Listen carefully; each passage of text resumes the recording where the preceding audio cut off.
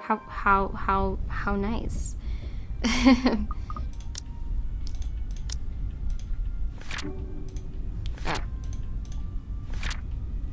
Worried about her friend's behavior, Rebecca informed Ashton about Isabel's disappearance. It turned out that she spent the night at Zachary's, and Ashton offered to pick her up. Rebecca went to school after and had a strange encounter in the hallway with one of the students' lockers. All in all, the entire school day ends without a hitch. It could have gone better, mind you, but with the exams nearing, getting out of work before the sun has set looks as though it's a far-off dream for now. At least until they're over. Then we have the holidays to look forward to. There really are times when you simply take what you can get for the time being. Nothing wrong with that. All I'm hoping for is this will continue until the whole day ends. There's still that promise I made to Ashton, and frankly, the idea alone doesn't sound good. If Isabella didn't talk to them, what makes them think she'll talk to me? It's not like there's a hierarchy, is there? Just because I can handle Isabella's childish tendencies doesn't mean I can do it all the time. Really, those two give me too much credit. Nevertheless, I'm keeping my fingers crossed, if only because I'm also worried about her. And both Zachary and Ashton deem it important that somebody get the story out of her.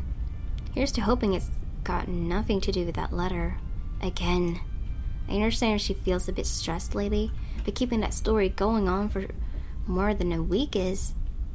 it's bound to get tiring at one point. Seriously, I merely don't want this to end in another argument. God willing, the cafe special help smoothen things out. After all, it's always been food with her. Or money. But mostly food. At this hour, the cafe is usually filled to the brim with people. That's the reason Isabella and I rarely ever go here during the evenings. It's simply too much of a hassle when we can prepare food ourselves in the comfort of our homes, and there really isn't much reason to eat out lately. What with life going on and a busy streak. No time for long lines, better spend that doing something productive, yeah? Lucky there isn't one tonight. Only few people are idling around the counter. 4 of them, in fact, a woman in her 60s and a teenager busy with his phone. Both are just waiting to be served their orders. Oh. Ooh. Hello. There are 2, a posh-looking man and a child, who immediately recognizes Kylie appears to have not yet picked anything they want. For some reason, my stare lingers at the guy. I wonder if we're going to figure out a bunch of stuff about... I hope we do. They're dressed relatively well and looks harmless. I haven't seen him around these parts before. Someone new in the neighborhood, perhaps? Even so, there is something familiar with him. It feels like I've seen him somewhere before. It also begs the question of why Kyle is with him. Of course, the girl easily takes a liking to anyone who buys her sweets, so it's both a bit worrisome and unsurprising. The blonde bloke doesn't look particularly thrilled with the company, though. I turn my eyes away from them soon enough once the guy at the counter appears, ready to take my order. That end, I'd also hate to be accused of ogling strangers. 2, evening special, takeout. He's already punching the order before I even finish. Saying my order out loud is really more for formality's sake and made out of habit. He's known Isabella and I long enough that if we ever drop by here, he already knows it's always because I'm buying dinner for the 2 of us. I rarely visit here alone if I can help it, but Isabella can sometimes be a bad influence. He gives me a small smile before leaving to prepare my order while I fish for my wallet when... Look, you little ankle biter. If I buy you the biggest parfait they have, will you please behave? I would just like 10 minutes of peace and quiet. You said you'll get me some bread pudding this time. Yeah, well, darling, they said they ran out of it. Just pick another one so we can be on our way. That parfait doesn't look as cute as the one my mom bought me. Parfait is just ice cream, sweetheart. It'll melt no matter how dainty it appears. In the end, it'll all look like an ugly puddle. Now come on, just pick one. It could even be the most expensive one on that list. I don't give a shit. I don't care. Oh, what I would give for someone to buy you off my hands right now. Wow. What? My whole attention instantly snaps back to them and their conversation. Jumping to conclusions isn't something I'm particularly fond of, especially when all I have are baseless assumptions, but you can't really trust a stranger these days. No one around the cafe seems to have noticed these words either. Very suspicious words. Still, I don't move. Yet. But my hand has already shifted from my wallet to the book I'm carrying. A hardbound textbook. Looks harmless, but if a situation calls for it, it might be a good deadly weapon. Might? I haven't gotten a chance to try it anywhere so far. Today could be the day. But you promised. Look, if you don't want a parfait, how about a Bonifay pie? I'm sure it'll taste just as good as any other bread pudding. I'll even buy you the entire tray. How does that sound? That's not what you said before. Well, sweetheart, adults change their minds sometimes. You said if I come with you, you'll buy me a bread pudding, and I did. And now you won't keep your promise. I want to go home. I miss my mom. No, darling, if I remember correctly, and I have a good memory, honey. What I said was, if you come quietly with me, I might buy you one. The quiet part didn't happen. Though now that I'm sober, I think this is a bad idea. Whoa. And I should just ship you someplace else for that peace and quiet. Oh, that's it. No hesitation. In a few paces, he's within my reach, and without warning, I'm slamming the flat area of the book against his skull. Ow! There's a cry of pain, followed by him instantly crouching down, hands nursing the sore spot. Almost comically, if this were a different situation than the safety of a St. Grady student isn't at stake, I'll probably feel sorry for him. I mean, has anyone seen how thick this book Get is? behind me, Kylie. Miss Pink! It's amusing how fast her expression changes from the pouty one earlier to something that of utter delight upon seeing me. But there's no time for any pleasantries, not even quick ones, because soon the man straightens and I'm readying my favorite newfound weapon for another hit. Except this time, he's ready, and before I can land another one, his hand shoots up to catch my wrist in a firm hold. And the look on his face. Bloody hell, woman! What's your problem? To say he's pissed would be a complete understatement. Had I been the weak-willed sort, I'd probably cower under his sharp gaze, but that simply isn't how I roll. If he thinks he can scare me and do as he pleases here, just because I'm a woman or whatever his reasons, maybe he's got another thing coming for him. He's got another thing coming for him. So instead, I return it to him with the same intensity, with the same venom. What's my problem? You're the one who has a problem here. Rotten bowbags like you don't deserve the freedom to run this town. What are you doing to this girl? And why is that any of your business, pray tell? Oh, it's my business if I make it to be. Now, release me or I'll call the police. You think that scares me, Daisy? I have a name, you sleazy douchebag. Oh, I'm sure. His grip on my hand only tightens when I attempt to shake it off. Oh, look at his pupils. I mean, freaking hell. That's so cool. That looks really cool. Okay. His tone may be dripping with anger and sarcasm, but the gleam in his eye says it all. He's getting a kick out of this. Riling people up, getting on their nerves, invading their personal space. He knows exactly what and which buttons to push. The nerve of this person. The nerve of this arsehole. Thinks I'm going to give in to his goading pleas, he might as well just kiss his sorry behind. Whoa. In fact, why not do the most sensible thing right now? Teaching him a tough lesson. I don't even know. I don't know what to do. I don't know what to do. Gosh. I guess I'm gonna save, but I'm not going to cheat anyway, so I don't know why I saved it. But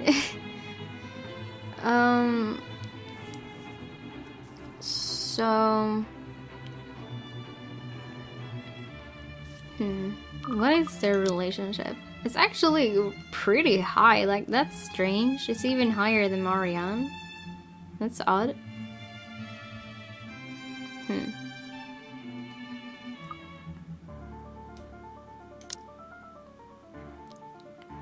Well, I don't know, like, look, I don't really know what to pick, so I don't know, I'm just gonna hit him, I guess. But I don't think shouting for help probably won't really do anything. Gosh, I don't even know. Okay, I'm just gonna hit him, I guess, even though he's probably going a bit too far, right? Mister, you have until the count of 5 to let me go and step out of my personal space. I'm gonna check soon. A fair warning. Fairer than any I can offer for people of his kind, and I'm already being considerate. Hell, this arsehole doesn't even deserve a warning. If he doesn't listen, well, he's as much responsible for what will happen next as anyone. Or else what? Dang. Oh my gosh, does he like it? Okay, no. Such vulgar words coming out of that pretty mouth. A gorgeous flower like you shouldn't even be saying. Don't say I didn't warn you, Bowbag. Love that intensity, Daisy. FYI, I like feisty in a woman. It gives them this certain charm. Why don't you? 5. A second of silence. Then, without any preamble, my leg. Nuts and bolts. Then, without any preamble, my leg moves in one fluid motion and delivers a swift, powerful, well-placed kick to his nether regions.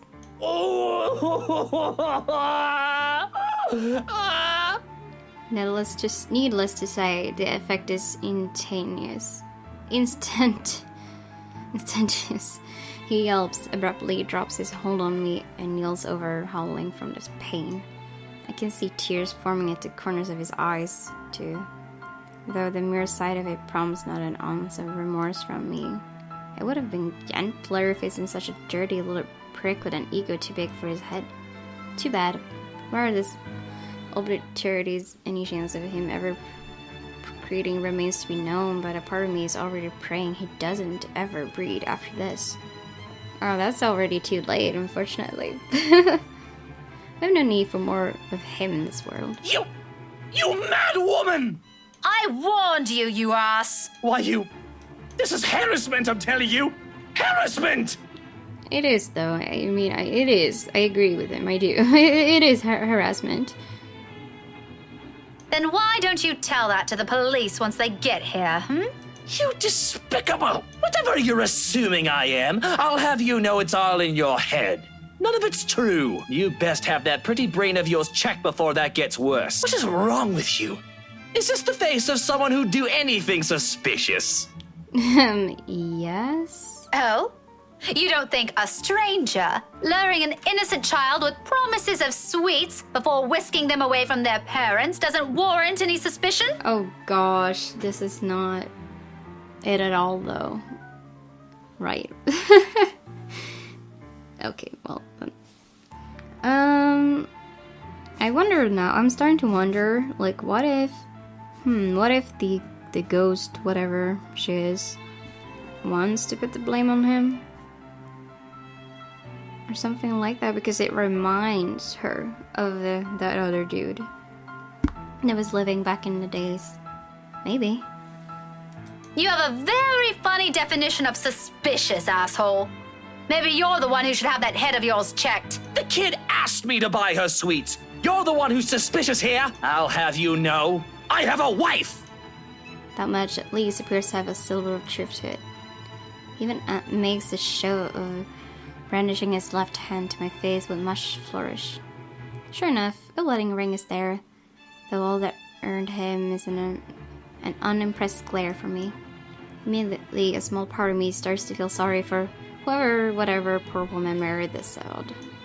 I don't understand why he has to bring her up either, as if the mention of her alone would magically present a solution to his problem.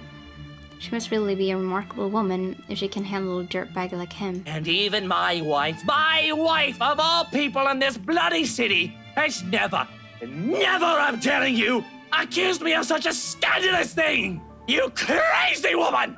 Married or not, you're still a sleaze. Honestly, I feel... Miss Pink, why are you fighting with my Tio? Oh my god. He's Tio. Whatever word still left to be said here dies on my tongue. Same thing goes for the sleaze. Beside us stands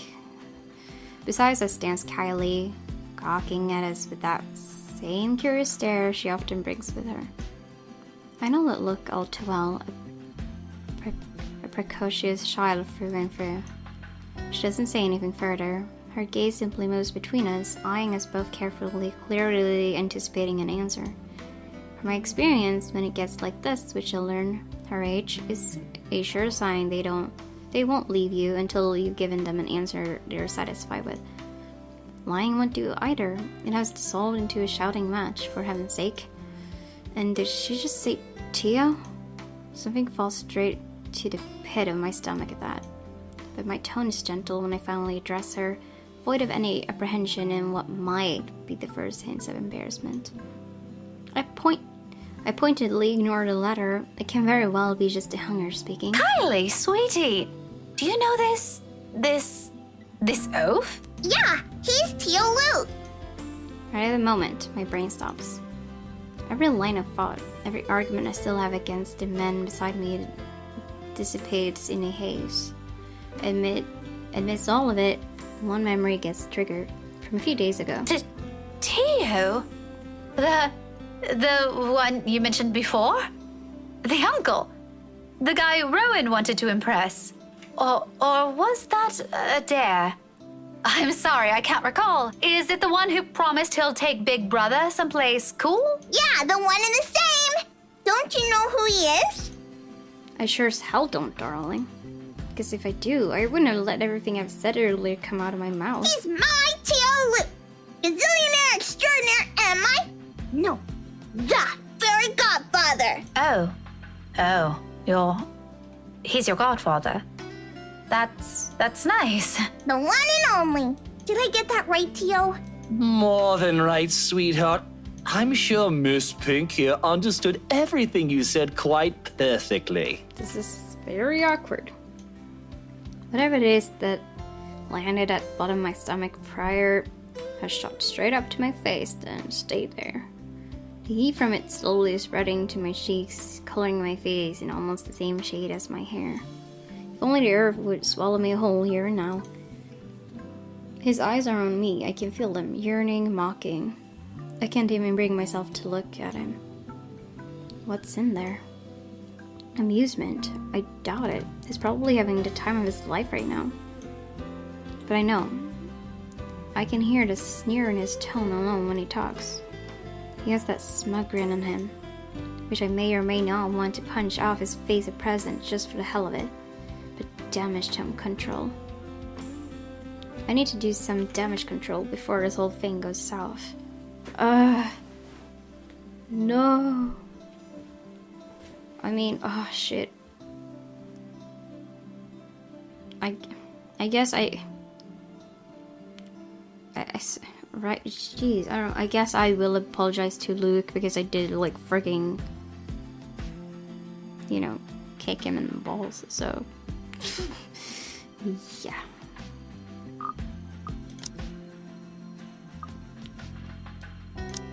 I guess, hey, that was like, whoa. Though it pains me to apologize to a sleazebag like him, this is my mistake. With Kylie watching us close by, I don't want to set a bad example for her, do I? I'm surprised she grew up the child she is. If anything, I want to be the role model this man couldn't possibly become from her. And if it meant taking a few blows to my ego and stroking his insufferable one. A deep gulp of air, a short moment to swallow my self-respect, and then I'm facing him. The words are out of my mouth in a single breath. I'm really, really sorry, sir. The bigger person. I had no idea. His smirk is impossible to miss. He's not making an effort to hide it, and even the smile is so irritatingly present in his tone. If I could slap it off him, I'd do it in a heartbeat. Now, it's an honest mistake, Daisy. No, I really mean it. I actually thought you were... And then... It's fine now. It probably happens quite a lot to a few people who look suspicious to you. Seems I'm one of them now. But don't lose sleep over it. Do be careful with that book, though. A little more and you would have dislodged my poor brain off my head. What would I ever do if that happens? Oh no! Did it leave a mark or anything? If you want, we can have it checked. I'll handle the expenses if there's a need for it. Now, what kind of man would I be if I let an attractive woman such as yourself do that? Why don't we just look at it this way? My forgiveness is coming from the utter goodness of my heart. So full of himself. Exactly the kind of person I'm happily leave to die in a ditch somewhere. Of course, sir. Why didn't I think of it that way? I know, right? But even someone as capable as you is bound to have a few lapses. No harm done, Daisy. Let's move on from this. Well, if you're going to put it like that, then I guess there's nothing left for us to talk about. I figured as much. Awkward. The whole exchange is nothing but an awkward display of fake pleasantries. One that brings much agony to the very pride I've willingly held back a while ago. I might need a drink later so I can forget any of this ever happened. You probably need more than just one drink, though. I would have thought that time would come when I'd meet someone tougher to handle than Isabella. Miracles of miracles, I swear. Though, to my surprise, he offers me a hand shortly before they leave for a shake, I realize after a long minute of staring at it. I accept it, albeit half-heartedly. But all of the goodwill that small gesture represents melts into thin air when he winks at me. Oh, jeez. Winks. God of this man. However, there's no moment to ponder about it. Seconds later, the guy at the counter waves me over and hands me a paper bag as soon as I've paid. He offers me another smile before I leave. Normally, I return it simply for the sake of returning it. Or I don't at all, with the latter happening more commonly. For the time being, I do so freely. After the encounter in this scene with Kyle, seeing a friendly gesture being extended to me, a little bit from a person I barely know on a personal level, feels like a reassurance by bearing no promise of better days. I take what little I can of it with me as I step out into the night. A cloudless night sky greets me when I walk out of the cafe. Beyond the tall buildings, a blanket of stars spreads out before me. Isabella once told me that the best place to view it is someplace outside the city, away from the noise and the obstructive lights. She'd seen it once in her mom's hometown and another time in the university she used to attend. Then she asked if it's possible to try it out here sometime. I agreed with her at the time, if only because she appeared excited at the mere prospect of it. We made those little plans along with Zachary and Ashton. Up until now, we never got around it. Even so, I find myself enjoying this, despite being told it's only half the experience. All the things you know, stuff you learn to appreciate when you're alone. Because at certain times, you get to meet people who are unfortunately born with the innate talent to ruin the mood and the scene with their mere existence alone. For example, the very driver of the car fast approaching my direction. Luckily, he doesn't notice me. But a fleeting moment we pass each other by gives me a brief glance of the people he's with. Oh! Kyla's sitting on the back seat with a serving of bread pudding in her hands. And beside him, it must be his wife. He takes a turn and disappears at the nearest corner. But through the night, a cursory glimpse of all things to bother me has left me wondering what kind of person his wife is. And more than that, is a silent prey to the universe. I hope I don't ever cross paths with that douche again. Well, you're going to meet him this Friday, so there's that. And it's Tuesday, okay, so there's a few days left.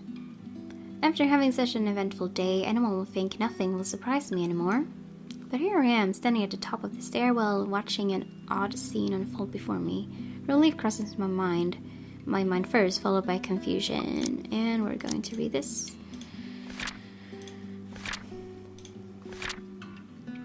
While lining up to buy dinner, Rebecca saw Kylie Suarez with a suspicious man. Assuming it was a kidnapping, Rebecca elected to take the matter in her own hands, only to find out that the man was the girl's godfather, Luke Wright. The embarrassed Rebecca apologized afterwards. But here I am standing at the top of the stairwell, watching an odd scene unfold before me. Relief crosses my mind first, followed by confusion. What is she doing there? Although, given what happened this morning, the question feels a bit inappropriate to ask directly. What's important is Isabella's here. She's sitting cross-legged in the hallway, just right in front of her room, with several papers and folders scattered about. Each of them seems as important as the next. More than once, upon giving the scene a quick scan, I spot Briar Reality's logo at the topmost area of the pages. Everything considered, it looks like a mess made by a third grader working on crunch time. Isn't that like the work that she had to do because the work Rose left? Lily will have a few things to say about this when she finds out I have a few things to say about this myself, in fact. But something in the calm, focused manner she holds herself present keeps me from disturbing her with that reminder. She's going through each paper with this intensity. Her brows are furrowed, lips in a tight line, both hands moving in precise movements as she shifts through each sheet. When she finds something of note, she moves closer, nose almost touching whatever paper she's holding, and grabs her phone to call someone. Hello. Sorry to call you this late. There's something I just want to confirm, if that's okay. Yeah.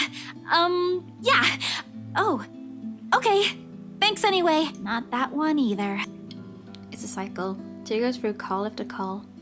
Then after the last one ends, she shuffles through the pile again and dials another number. Is it work? I've never seen her this engrossed with her own work before, otherwise she would have noticed my presence the moment I reached our floor. After the 9th call, she still appears as oblivious to it as when I've arrived.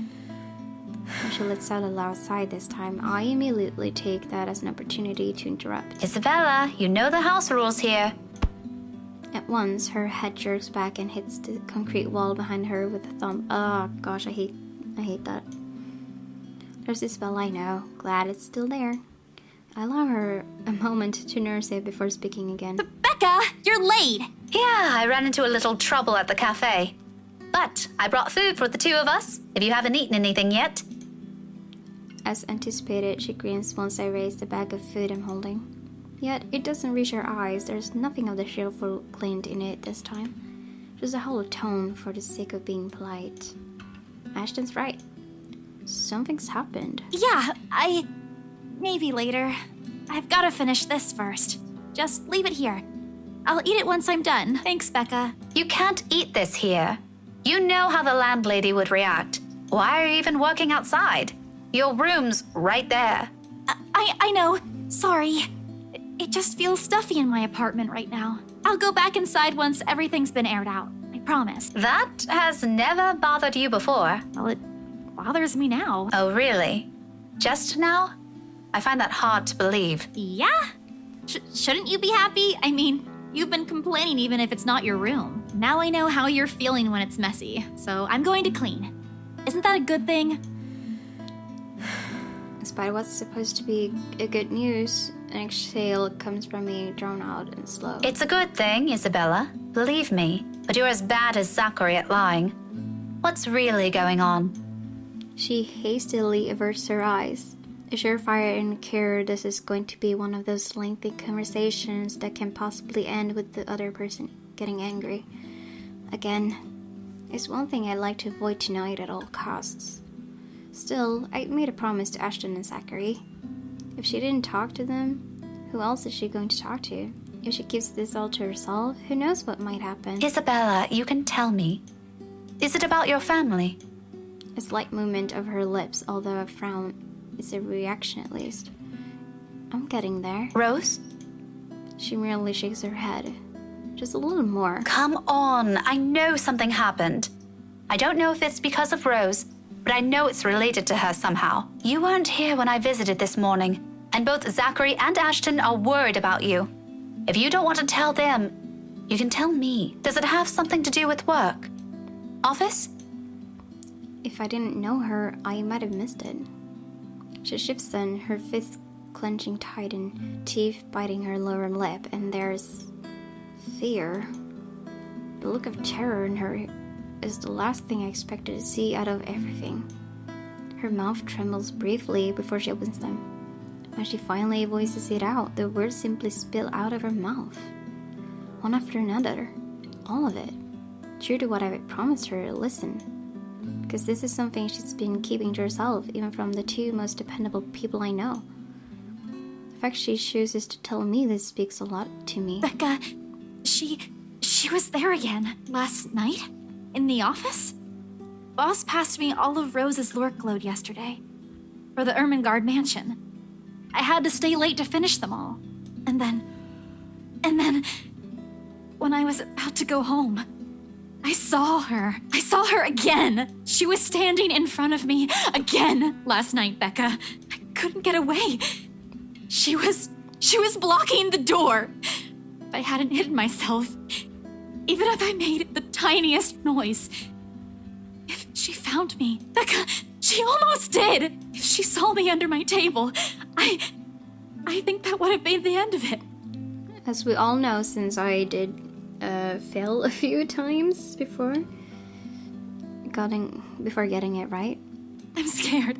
I'm so scared I won't be able to do anything. By the end, her hands are trembling and her breathing comes out in rasping intervals. For a long moment, I let the silence stretch out between us, but her sobs fill it instead. But even as her soft whimpers die down minutes later, there's a heaviness hanging in the air. Not just from her, but also from me. From my exasperation over this whole matter. From my own frustrations over her stupid superstitions, when she could do us all a favor and grow a backbone. She may be young, but she's no longer that young. It's about time to put an end to this. She can't keep going on like this. She's still got plenty of years to live out. And what if she goes home? What if we're no longer there to keep her fears in line with what's real? What will she do then? I'm more afraid for her, for what that kind of imagination will do to her, than of what some imaginary monster could. But with the manner she's looking at me right now, there's an exception in it, expectation in it, a hope and a plea sewn together. She wants me to believe her this time. If it's like that, then what am I supposed to say now? What she wants to hear, or what she needs to.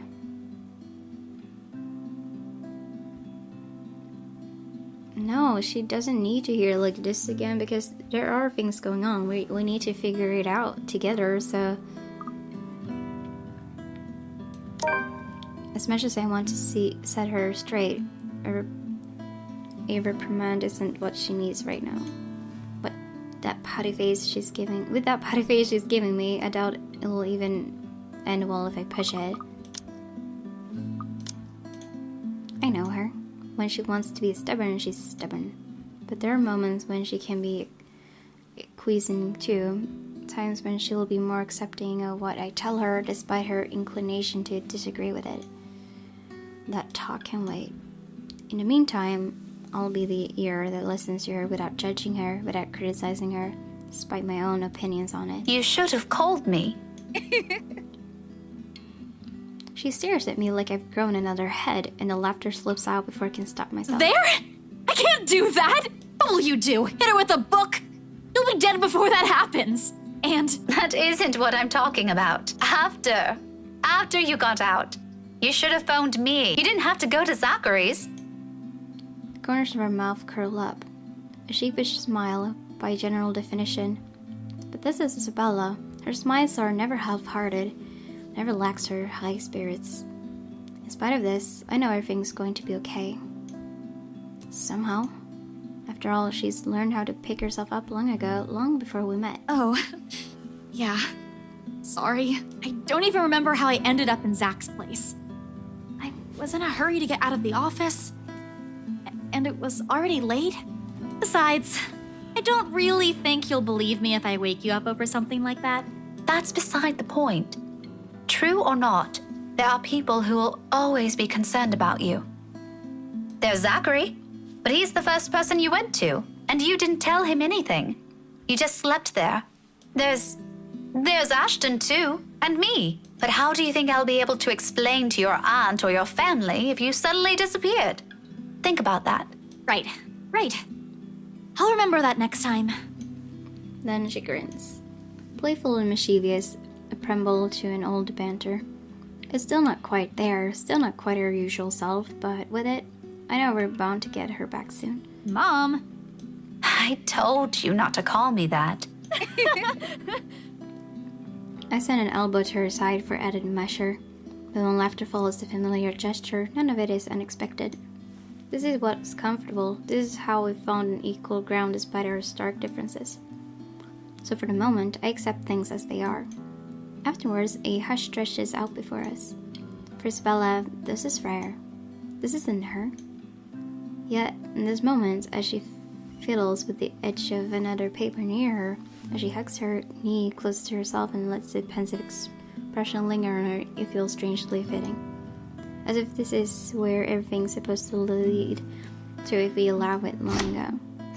Seconds later, the moment is broken by the sound of the door easing open and a voice speaking some little piece. How many times have I told you girls not to loiter around the hallway? It's noisy. Some people here are trying to sleep. Quiet down or go do your talking inside. I'm pinning a memo to your door the next time this happens. Millennials. Sorry. We won't do it again. You'd better.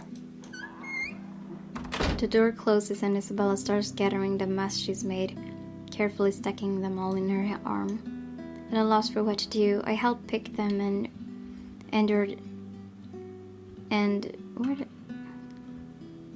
for the first time, I get a closer look at it.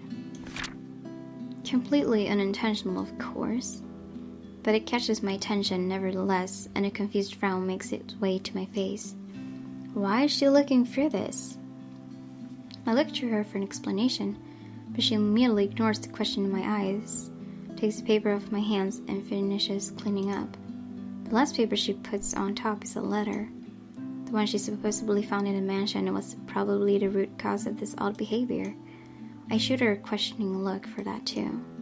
But all she gives me is a smile, and in a halting tone, so completely unlike her. Becca, I'll find a way out of this.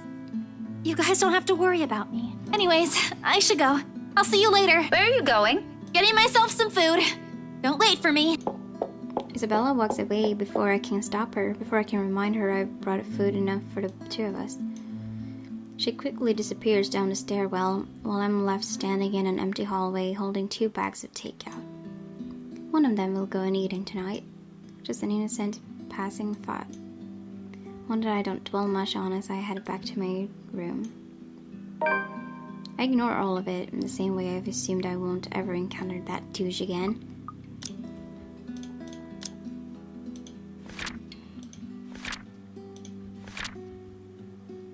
Rebecca found Isabella going through several papers outside her apartment. When the former asked why she didn't come home the other night, the latter confessed that she saw the ghost once again. Before leaving, Isabella assured her friend that she'd find a way out of this mess.